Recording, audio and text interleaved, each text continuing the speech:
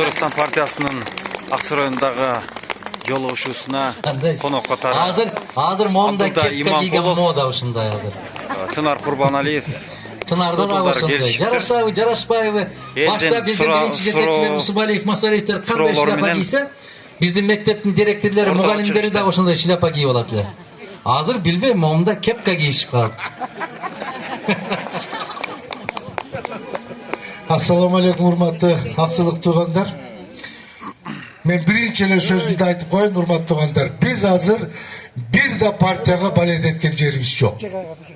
Себеби шарт ушундай. Мына 6-чы чакырыштын депутаттары ушу ичиңдегини айтканга дагы мүмкүнчүлүк бербей койгон кези. Мен азыр тет жакта машинанын ичинде отурат элем, балдар чукка барып айтып калды, Атаган Кесенбаев сиз жөнүндө söz айтты dedi, кандай söz айтканын мен укпай калдым. Эмне деп мактадыбы, шубадыбы билбейм. Карабылжага конокко барып калсам, ушинтип элдин арасында турат элем, ушундай жолугушуу болуп аткан экен. Анан бүткөндөн кийин каяктан жүрөсүз деп чайда жолугуп атпайбы. Мен айттым, азыр элди көрүп алып, чогулган элди на всякий случай мадмарка көрүнүп кое берейинчи, эмне болот эмне жок деп дедим. Себеби азыр бардык саясатчылар, кыргыздардын бардыгы ушинтип кеткен. На всякий случай бирөөлөргө барып көрүнүп коюш керек да. Урматтуу туугандар, азыркы шайлоо таптакыр башкача өтөт. Кыргыз мамлекетинин жараны катары биздин дагы оюбуз, биз дагы бүтүн кыргызстандык эле эмес, каалаган любой партиянын жолугушу болуп аткан болсо, ошол жерге барып жок дегенде укканга акыбыз бар деп ойлойм биз. Бир гана жери, урматтуу туугандар, бардык эле партиялар жаман эмес, бардык эле партиялар жакшы эмес. Ошонун арасында тандап ала турган талапкерлер бардык партияларда бар туугандар. Азыркы шайлоо ушундай жакшы мүмкүнчүлүк, мейли бир мандаттуудан кетип атабы, мейли партиянын катарында кетип атабы, ушу алма үзгөндөй гана тандап алса болот туугандар.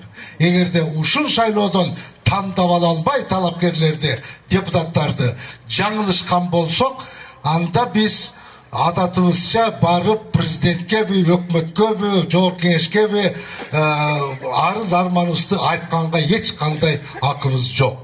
Мен бардык партияларга ак жол каалайм, ошонун ичинде сиздерге да ак жол ылайым, ошол жактан жолугушкандай бололу. Ассаламу алейкум, урматтуу аксылык туугандар, урматтуу аталар, апалар, аксакалдар. Сиздер менен ушундай Аллахтын жакшы күндөрүнө жүзгөчүп жатканыңызга Кудайга миң метр шүгүрчүлүк. Мен айта турган сөздү аксакал агайым айтып өттү. Мен ушул кишини угам, ушул кишини сыйлайм. Ушул аксакалдарды укпай отуруп эмне болуп атканыбызды өзүбүз жакшы билебиз. Ошон үчүн ушул кишинин сөзүнө мен толук кошулам. Биз бул жака коноктоп келгем. Анан эрситип алайын десем, ушул эле калтыр мен эрсите турган, башка эч ким калбайт. Анан аксакалым эрситип жүрүп, анан ушундай жолугушуу болуп атат дегенден келип, сиздер катары, эл катары агайлардан программасын угуп кетели деп алгыздарга келип отурабыз. Биз сиздердей эле жолугушууга келген конокпуз. Жолугушуудан кийин булар кеткенден да бошпуз. Абдулла экөөбүздү каалаган жерге алып барып чай бере келгенге мыйзам жол берет экөөбүзгө, бирок буларга жол бербейт. Бизди каалашканча сыйлай берсеңиздер, бул ишиңиздерге ийгилик болсун. Рахмат. Мен көрдүңөрбү, ушулар дагы бизди пайдаланып кетти.